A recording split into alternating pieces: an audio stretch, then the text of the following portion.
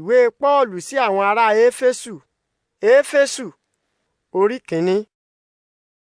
Èmi Pọ́ọ̀lù, àpọ́stélì Kristi Jésù nípa ìfẹ́ Ọlọ́run, ní mo ń kọ ìwé yìí sí àwọn ènìyàn Ọlọ́run tí ó wà ní Éfésù, àwọn tí wọ́n jẹ́ olóòótọ́ sí Kristi Jésù. Kí oore ọ̀fẹ́ àti àlàáfíà láti ọ̀dọ̀ Ọlọ́run Bàbá wa àti Olúwa Jésù Kristi kí ó wà pẹ̀lú yín. Ẹ jẹ́ kí a fi ìyìn fún Ọlọ́run Bàbá Olúwa wa Jésù Kristi, tí ó ti fi ọ̀pọ̀lọpọ̀ ìbùkún ti ẹ̀mí fún wa lọ́run nípasẹ̀ Kristi. Òun ni ó yàn wá nípasẹ̀ Kristi kí ó tó fi ìpìlẹ̀ ayé sọlẹ̀. Ó yàn wá kí a lè jẹ́ ẹni tí a yà sọ́tọ̀, tí kò ní àléébù níwájú rẹ̀, tí ó sì kún fún ìfẹ́. Ó ti pinnu tẹ́lẹ̀ láti fi wá ṣe ọmọ rẹ̀ nípasẹ̀ Jésù Kristi. Ohun tí ó fẹ́ tí inú rẹ̀ sì dùn sí nìyí, kí a lè mọyì ẹ̀bùn rẹ̀ tí ó lógo tí ó fi fún wa lọ́fẹ̀ẹ́ nípasẹ̀ Kristi àyànfẹ́ rẹ̀. Nípasẹ̀ Kristi ni a ti ní ìdáǹdè nítorí ẹ̀jẹ̀ tí ó ta sílẹ̀. Nípasẹ̀ rẹ̀ ni a ti rí ìdáríjì gbà fún àwọn ìrékọjá wa, gẹ́gẹ́ bí ọ̀pọ̀ oore ọ̀fẹ́ rẹ̀. A ní oore ọ̀fẹ́ yìí lọ́pọ̀lọpọ̀. Ó fún wa ní gbogbo ọgbọ́n àti òye. Ó jẹ́ kí a mọ àṣírí ìfẹ́ rẹ̀, gẹ́gẹ́ bí ètò tí ó kún fún oore ọ̀fẹ́ tí ó ti ṣe nínú Kristi. Èyí ni pé nígbà tí àkókò bá tó, kí ó lè ṣe ohun gbogbo ní àṣeparí nínú Kristi nígbà tí ó bá yá.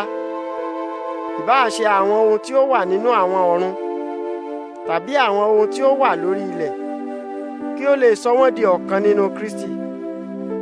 Nípasẹ̀ Kristi kan náà ni Ọlọ́run ti pín wa ní ogún. Ètò tí ó ti ṣe fún wa nìyí. Òun tí ó mú ohun gbogbo ṣẹ gẹ́gẹ́ bí ìfẹ́ ọkàn rẹ̀. Àyọrísí gbogbo èyí ni pé kí àwa Júù tí a kọ́kọ́ ní ìrètí nínú Kristi lè yìn ín lógo. Nínú Kristi kan náà ni ẹ̀yin tí kìí ṣe Júù ti gbọ́ ọ̀rọ̀ òtítọ́, tí í ṣe ìyìn rere ìgbàlà yín tí ẹ gbàgbọ́. Nípasẹ̀ rẹ̀ ni Ọlọ́run ti fi ẹ̀mí mímọ́ tí ó ṣe ìlérí fún yín bí èdìdì. Ẹ̀mí mímọ́ yìí jẹ́ onídùúró ogún tí a ó gbà nígbà tí Ọlọ́run bá dá àwọn ènìyàn rẹ̀ nídè, kí a lè yin Ọlọ́run lógo. Nítorí èyí, láti ìgbà tí mo ti gbọ́ nípa ìgbàgbọ́ yín nínú Olúwa Jésù àti ìfẹ́ yín sí gbogbo àwọn onígbàgbọ́, èmi náà kò sinmi láti máa dúpẹ́ nítorí yín. Mo sì rántí yín nínú àdúrà mi. Mò ń gbàdúrà pé kí Ọlọ́run, Bàbá Olúwa wa Jésù Kristi, Bàbá ológo, lè fún yín ní ẹ̀mí ọgbọ́n, kí ó sì jẹ́ kí ẹ ní ìmọ̀ tí ó kún nípa ohun alára. Mo sì tún gbàdúrà pé kí ó lè là yín lójú ẹ̀mí, kí ẹ lè mọ ìrètí tí ó ní tí ó fi pè yín, kí ẹ sì lè mọ ògo tí ó wà nínú ogún rẹ̀ tí yóò pín fún yín pẹ̀lú àwọn onígbàgbọ́, àti bí agbára rẹ̀ ti tóbi tó fún àwa tí a gbàgbọ́, gẹ́gẹ́ bí iṣẹ́ títóbi agbára rẹ̀. Ó fi agbára yìí hàn nínú Kristi nígbà tí ó jí i dìde nínú òkú, tí ó mú jókòó ní ọwọ́ ọ̀tún rẹ̀ lọ́run. Ó ga jù gbogbo àwọn ọlọ́lá àti aláṣẹ àti àwọn alágbára àti àwọn olóyè tí wọ́n wà lójú ọ̀run lọ. Ó tún ga jù gbogbo orúkọ tí ènìyàn lè dá lọ, kì í ṣe ní ayé yìí nìkan, ṣùgbọ́n àti ní ayé tí ń bọ̀ pẹ̀lú. Ọlọ́run ti fi ohun gbogbo sábẹ́ ẹsẹ̀ Kristi yìí kan náà. Ó fi ṣe orí fún gbogbo ìjọ onígbàgbọ́. Ìjọ ni ara Kristi. Kristi ni ẹ̀kúnrẹ́rẹ́ ohun gbogbo. Òun ni ó mú ohun gbogbo kún.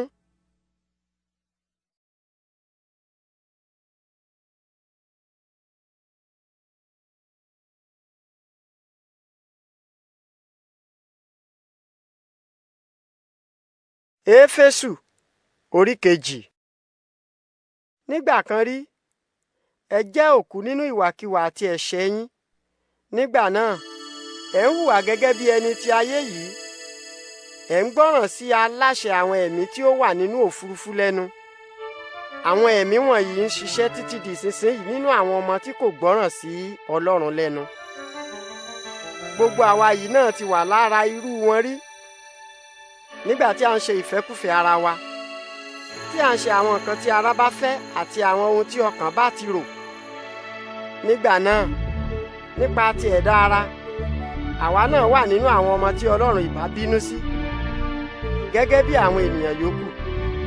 ṣùgbọ́n nítorí ìfẹ́ ńlá tí Ọlọ́run tí ó ní àánú púpọ̀ ní sí wa, ó sọ wá di alààyè pẹ̀lú Kristi nígbà tí a ti di òkú nínú ìwàkiwà wa. Oore ọ̀fẹ́ ni a fi gbà yín là. Ọlọ́run tún jí wa dìde pẹ̀lú Kristi Jésù. Ó wá fi wá jókòó pẹ̀lú rẹ̀ lọ́run, kí ó lè fi hàn ní àkókò tí ó ń bọ̀ bí ọlá oore ọ̀fẹ́ rẹ̀ ti tóbi tó nípa àánú tí ó ní sí wa nínú Kristi Jésù.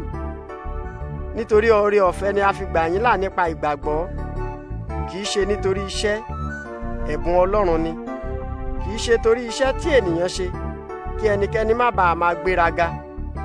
Nítorí òun ni ó dá wa bí a ti rí, ó dá wa fún iṣẹ́ rere nípasẹ̀ Kristi Jésù, àwọn iṣẹ́ tí Ọlọ́run ti ṣe tẹ́lẹ̀ pé kí a máa ṣe. Nítorí náà, ẹ rántí pé nígbà kan rí ẹ jẹ́ abọ̀rìṣà gẹ́gẹ́ bí ipò tí a bí yín sí. Àwọn tí wọ́n kọlà ti ara, tí wọ́n fi ọwọ́ kọ sì ń pè yín ní aláìkọlà. Nígbà náà ẹ wà ní ipò ẹni tí kò mọ Kristi. Ẹ jẹ́ àjèjì sí àwọn ọmọ ìbílẹ̀ Ísírẹ́lì. Àwọn májẹ̀mú tí ó ní ìlérí Ọlọ́run nínú sì tún ṣe àjèjì sí yín. Ẹ wà nínú ayé láì ní ìrètí àti láì ní Ọlọ́run. Ṣùgbọ́n nísinsìnyí nínú Kristi Jésù, ẹ̀yin tí ẹ wà ní ọ̀nà jíjìn nígbà kan rí ti súnmọ́ tòsí nípa ẹ̀jẹ̀ tí Kristi ta sílẹ̀. Nítorí pé Kristi yìí ni àlàáfíà wa. Òun ni ó sọ àwọn tí wọ́n kọlà àti àwọn tí kò kọlà di ọ̀kan. Nígbà tí ó gbé ara ènìyàn wọ̀, ó wó ògiri ìkélé tí ó wà láàrin wọn tí wọ́n fi ń yan ara wọn lódì. Ó sọ òfin àti àwọn ìlànà àti àṣẹ di nǹkan yẹpẹrẹ, kí ó lè sọ àwọn méjèèjì di ẹ̀dá titun kan náà nínú ara rẹ̀. Bẹ́ẹ̀ ni ó ṣe mú àlàáfíà wá sáàrin wọn. Ó làjà láàrin àwọn méjèèjì, ó sọ wọ́n di ara kan lọ́dọ̀ Ọlọ́run nípa àgbélébù. Ó ti mú ìdì yíyàn dópin lórí àgbélébù. Nígbà tí ó dé, ó wàásù ìyìnrere àlàáfíà fún ẹ̀yin tí ẹ wà ní ọ̀nà jíjìn. Ó sì wàásù ìyìnrere àlàáfíà fún àwọn tí ó wà nítòsí. Nítorí nípasẹ̀ rẹ̀ ni àwa méjèèjì ṣe rí ààyè láti dé ọ̀dọ̀ Baba nípa ẹ̀mí kan náà. Nítorí náà, ẹ kì í tún ṣe àlejò ní ìlú àjèjì mọ́, ṣùgbọ́n ẹ jẹ́ ọmọ ìbílẹ̀ pẹ̀lú àwọn onígbàgbọ́, ẹ sì di mọ̀lẹ́bí nínú agbo ilé Ọlọ́run. Lórí àwọn àpọ́stélì àti àwọn wòlíì ni a ti fi ìpìlẹ̀ ìdílé yìí lélẹ̀. Kristi Jésù fúnra rẹ̀ sì ní òkúta igun ilé. Òun ni ó mú kí gbogbo ilé dúró dáradára, tí ó sì mú dàgbà láti di ilé ìsìn mímọ́ fún Olúwa. Ẹ̀mí ń kọ́ àwa àti ẹ̀yin papọ̀ ní ìṣọ̀kan pẹ̀lú Kristi kí a lè di ibùgbé Ọlọ́run.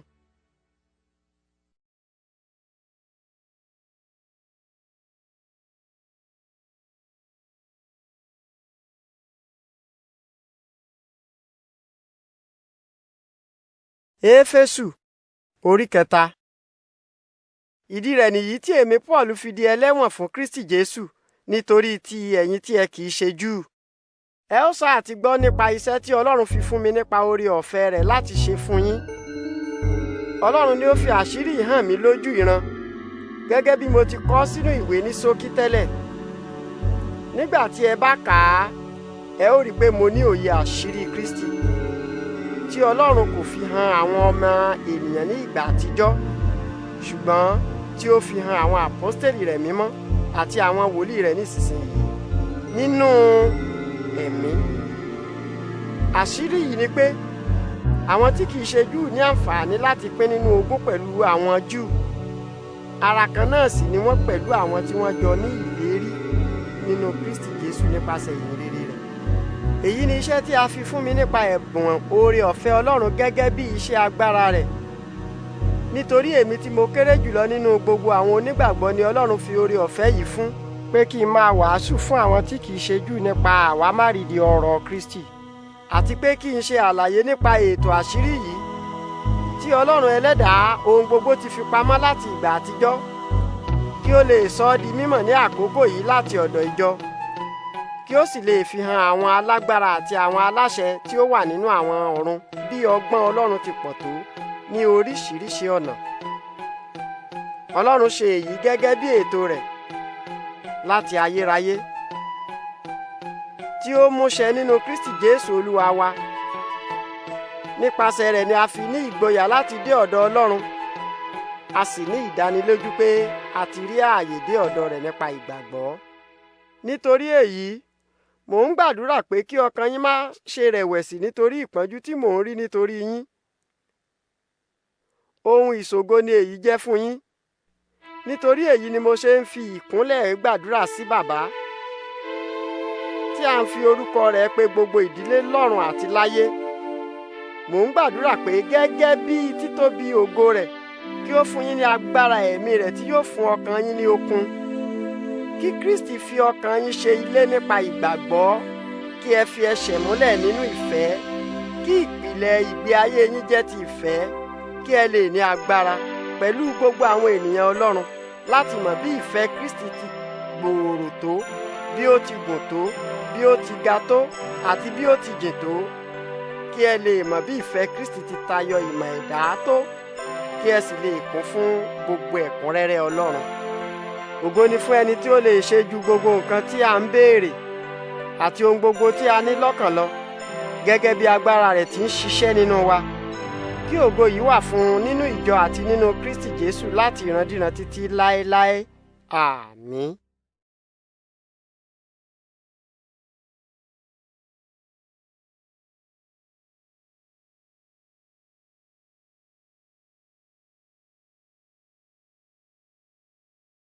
Éfésù orí 4.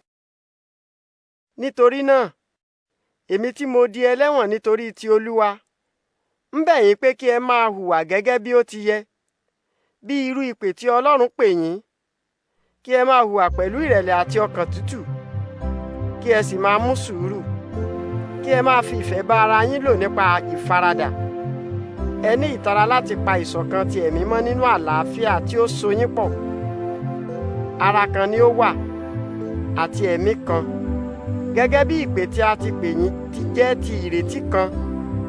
Olúwa kan ṣoṣo ni ó wà, àti ìgbàgbọ́ kan, àti ìrìbọmi kan. Ọlọ́run kan ni ó wà, tí í ṣe bàbá gbogbo ènìyàn. Òun ni olórí ohun gbogbo, tí ó ń ṣiṣẹ́ nínú ohun gbogbo, tí ó sì wà nínú ohun gbogbo. Ṣùgbọ́n ẹnì kọ̀ọ̀kan wa ti rí oore ọ̀fẹ́ gbà gẹ́gẹ́ bí ìwọ̀n ẹ̀bùn tí Kristi fi fún wa. Nítorí èyí ni ìwé mímọ́ ṣe sọ pé, nígbà tí ó lọ sí òkè ọ̀run, ó kó àwọn ìgbèkùn lẹ́yìn, ó sì fi ẹ̀bùn fún àwọn ènìyàn. Nígbà tí ó sọ pé ó lọ sí òkè ọ̀run, ìtumọ̀ èyí kò lè yéni tó bẹ́ẹ̀ bí kò bá jẹ́ pé ó ti kọ́kọ́ wá sí ìsàlẹ̀ ilẹ̀. Òun kan náà tí ó wá sí ìsàlẹ̀ ni ó lọ sí òkè, tí ó tayọ gbogbo nǹkan tí ó wà lọ́run, kí ó lè sọ gbogbo nǹkan di kíkún. Ó fún àwọn ẹlòmíràn ní ẹ̀bùn láti jẹ́ àpọ́stélì, àwọn ẹlòmíràn láti jẹ́ wòlíì, àwọn ẹlòmíràn láti jẹ́ ajíhìnrere, àwọn ẹlòmíràn láti jẹ́ àlùfáà àti olùkọ́ni. Àwọn ẹ̀bùn wọ̀nyí wà fún lílò láti mú kí ara àwọn ènìyàn Ọlọ́run lè dá ṣáṣá kí wọ́n lè ṣe iṣẹ́ ìránṣẹ́, àti láti mú kí ara Kristi lè dàgbà. Báyìí ni gbogbo wa yóò fi dé ìṣọ̀kan nínú ìgbàgbọ́ àti ìmọ̀ ọmọ Ọlọ́run, tí a ó fi di géńdé, tí a ó fi dàgbà bí Kristi ti dàgbà. A kì í tún ṣe ọmọ ọwọ́ mọ́, tí ìgbì yóò máa bì sọ́tún sósì, tàbí tí afẹ́fẹ́ oríṣiríṣi ẹ̀kọ́ àrékérekè àwọn tí wọ́n ń lo ọgbọ́n ẹ̀wẹ́ láti fi tan ènìyàn jẹ yóò máa fẹ́ káàkiri. Ṣùgbọ́n a ó máa sọ òtítọ́ pẹ̀lú ìfẹ́, a ó máa dàgbà nínú rẹ̀ ní gbogbo ọ̀nà, nínú Kristi tí ṣe orí. Òun ni ó mú kí gbogbo ẹ̀yà ara wà ní ìṣọ̀kan, tí gbogbo oríkèéríkèé ara wa sì wà ní ipò wọn, pẹ̀lú iṣan tí ó mú wọn dúró, tí gbogbo wọn sì ń ṣiṣẹ́ gẹ́gẹ́ bí ipò olúkúlùkù wọn, tí gbogbo ẹ̀yà ara kọ̀ọ̀kan fi ń dàgbà, tí ó mú kí gbogbo ara rẹ̀ dàgbà nínú ìfẹ́. Nítorí náà, mò ń sọ fún yín, mo sì ń bẹ̀ yín ní orúkọ Olúwa pé kí ẹ má máa hùwà bíi ti àwọn abọ̀rìṣà mọ́, àwọn tí wọ́n ń hùwà gẹ́gẹ́ bí èrò asán ọkàn wọn. Ọkàn àwọn yìí ti ṣókùnkùn, ó sì ti yàtọ̀ púpọ̀ sí irú ìgbé ayé tí Ọlọ́run fẹ́. Nítorí òpè ni wọ́n, ọkàn wọn ti le, wọn kò bìkítà, wọ́n ti fi ara wọn fún ìfẹ́kúfẹ̀ẹ́ ara nípa oríṣiríṣi ìwà burúkú nítorí ojú kòkòrò. Ṣùgbọ́n a kò kọ́ ẹ̀yin bẹ́ẹ̀ nípa Kristi. Ẹ ti gbọ́ nípa Jésù, a sì ti fi òtítọ́ rẹ̀ kọ́ yín pé kí ẹ jìnnà sí irú ìwà àtijọ́ tí ẹ ti ń hù, ìwà ìfẹ́kùfẹ́ ara tí máa ń tan ènìyàn lọ sínú ìparun. Kí ẹ̀mí mímọ́ sọ yín di ẹni titun nínú ọkàn yín, kí ẹ wá gbé ẹni titun nì tí Ọlọ́run dá wọ̀, kí ẹ lè máa ṣe òdodo, kí ẹ sì máa hu ìwà mímọ́ nínú òtítọ́. Nítorí náà, ẹ fi èké ṣíṣe sílẹ̀, kí ẹnìkọ̀ọ̀kan yín máa bá ẹnìkejì rẹ̀ sọ òtítọ́, nítorí gbogbo wa jẹ́ ẹ̀yà ara kan náà. Bí ẹ bá bínú, ẹ má jẹ́ kí ìbínú mú yín dẹ́ṣẹ̀. Ẹ má ṣe jẹ́ kí oòrùn wọ̀ bá yín nínú ìbínú. Ẹ má fi ààyè gba èṣù. Kí ẹni tí ń jalè má jalè mọ́. Kàkà bẹ́ẹ̀ kí ó kúkú gbìyànjú láti fi ọwọ́ ara rẹ̀ ṣe iṣẹ́ rere, kí òun náà lè ní ohun tí yóò fún àwọn aláìní. Ọ̀rọ̀ ìbàjẹ́ kankan kò gbọdọ̀ ti ẹnu yín jáde. Kàkà bẹ́ẹ̀, ọ̀rọ̀ rere tí ó lè jẹ́ ìrànlọ́wọ́ nígbàkúgbà ni kí ẹ máa sọ jáde lẹ́nu. Èyí yóò ṣe àwọn tí ó bá gbọ́ ní àǹfààní. Ẹ má kó ìbànújẹ́ bá ẹ̀mí mímọ́ Ọlọ́run tí Ọlọ́run fi ṣe èdìdì yín títí di ọjọ́ ìràpadà. Ẹ ní láti mú gbogbo inú burúkú, ìrúnú, ìbínú, ariwo àti ìsọkúsọ kúrò láàrin yín àti gbogbo nǹkan burúkú. Ẹ máa ṣoore fún ara yín, ẹ ní ojú àánú, kí ẹ sì máa dáríjì ara yín gẹ́gẹ́ bí Ọlọ́run ti dáríjì yín nípasẹ̀ Kristi.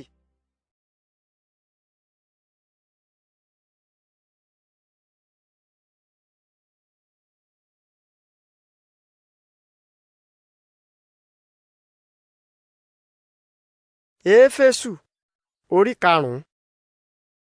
Nítorí náà, gẹ́gẹ́ bí àyànfẹ́ ọmọ, ẹ fi ìwà jọ Ọlọ́run. Ẹ máa rìn nínú ìfẹ́ gẹ́gẹ́ bí Kristi ti fẹ́ wa, tí ó fi ara òun tìkára rẹ̀ rú ẹbọ olóòórùn dídùn sí Ọlọ́run nítorí tiwa. Kí a má ṣe gbúròó ìwà àgbèrè, tàbí oríṣiríṣi ìṣekúṣe, tàbí ojú kòkòrò láàrin àwọn ènìyàn Ọlọ́run. Ìwà ìtìjú, ọ̀rọ̀ òmùgọ̀, tàbí àwàdà burúkú kò yẹ yín. Kàkà bẹ́ẹ̀, ọpẹ́ sí Ọlọ́run ni ó yẹ yín. Ẹ̀yin arára mọ̀ dájú pé kò sí ẹnikẹ́ni tí ó ń ṣe àgbèrè, tàbí tí ó ń ṣe ìṣekúṣe, tàbí tí ó ní ojú kòkòrò, tàbí tí ó ń bọ òrìṣà, tí yóò ní ìpín nínú ìjọba Kristi, tí í ṣe ìjọba Ọlọ́run.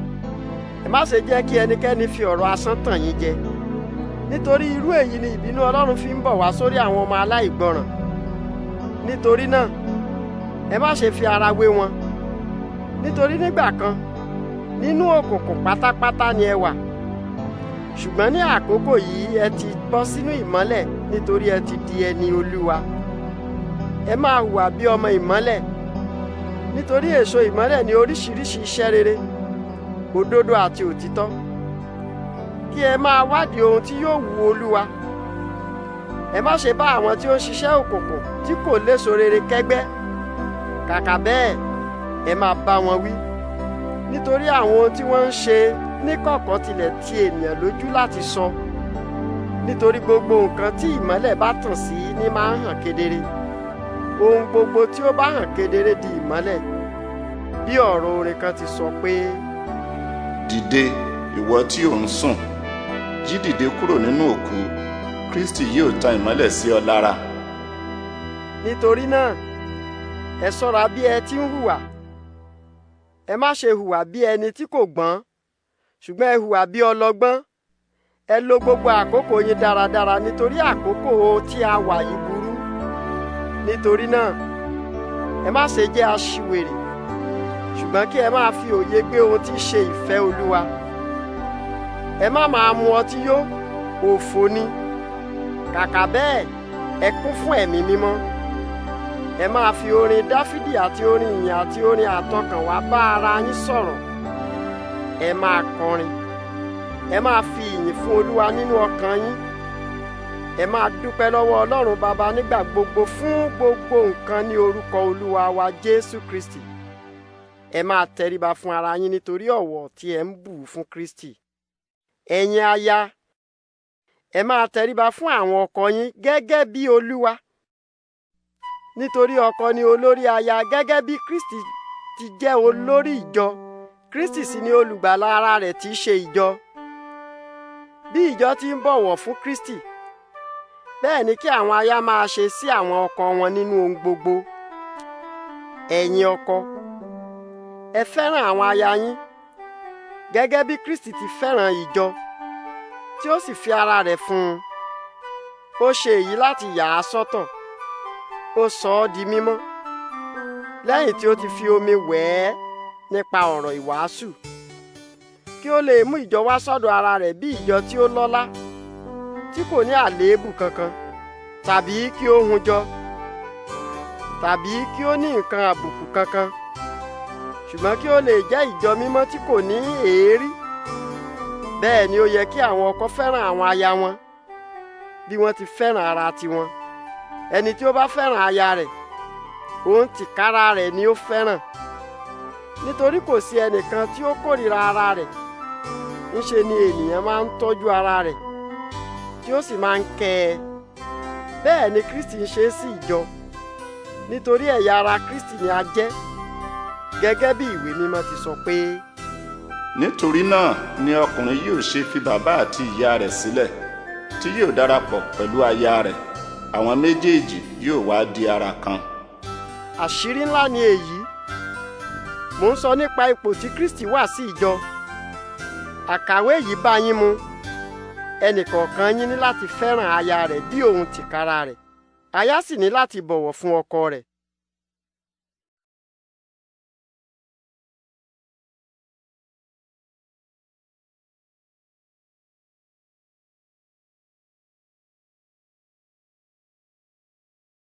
Éfésù orí 6.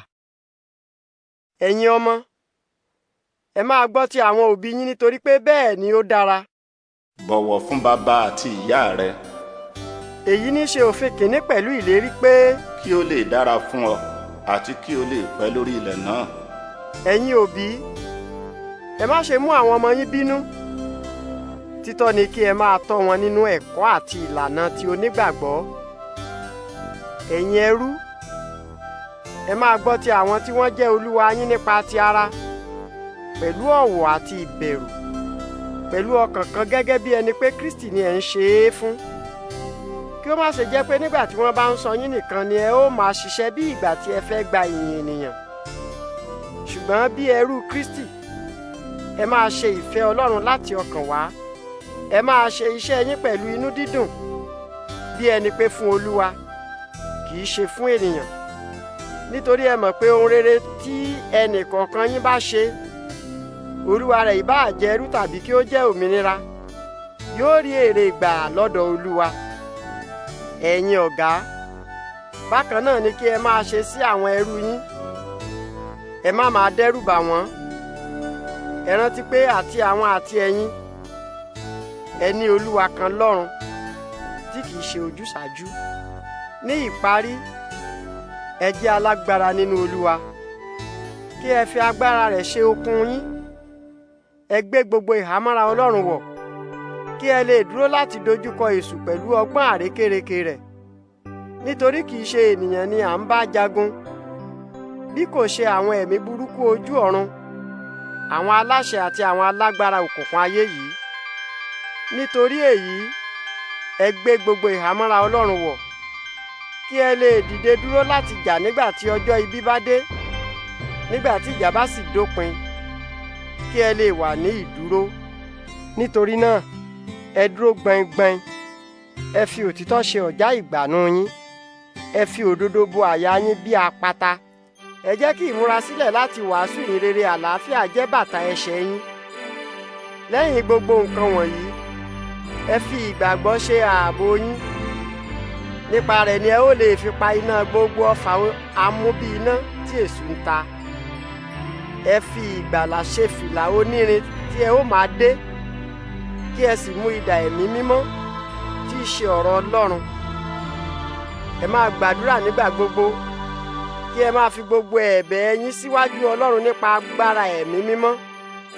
Nítorí náà, ẹ máa gbàdúrà láì sùn, láì wo, fún gbogbo àwọn ènìyàn Ọlọ́run. Ẹ máa gbàdúrà fún èmi gan-an alára, pé kí n lè mọ ohun tí ó yẹ kí n sọ nígbà tí n ó bá sọ̀rọ̀. àti pé kí n lè fi ìgboyà sọ̀rọ̀ tí àwọn ènìyàn yóò fi mọ àṣírí ìyìn rere tí mo jẹ́ ikọ̀ fún, bí ó tilẹ̀ jẹ́ pé wọ́n fi ẹ̀wọ̀n dè mí. Ẹ gbàdúrà pé kí n lè fi ìgboyà sọ̀rọ̀ bí ó ti yẹ, kí ẹ lè mọ̀ bí nǹkan ti ń lọ sí lọ́dọ̀ mi àti ohun tí mò ń ṣe. Túkíkọ́sì yóò sọ gbogbo rẹ̀ fún yín. Àyànfẹ́ arákùnrin ni àti ìránṣẹ́ tí ó ṣe gbẹ́kẹ̀lé nínú iṣẹ́ Olúwa. Ìdí tí mo fi rán an sí yín ni pé kí ẹ lè mọ̀ bí gbogbo nǹkan ti ń lọ sí lọ́dọ̀ wa, kí ọkàn yín lè balẹ̀, kí àlàáfíà àti ìfẹ́ pẹ̀lú ìgbàgbọ́ láti ọ̀dọ̀ Ọlọ́run Bàbá àti Olúwa Jésù Kristi kí ó wà pẹ̀lú àwọn onígbàgbọ́. Kí oore ọ̀fẹ́ wà pẹ̀lú gbogbo àwọn tí ó fẹ́ràn Olúwa wa Jésù Kristi pẹ̀lú ìfẹ́ tí kò lópin.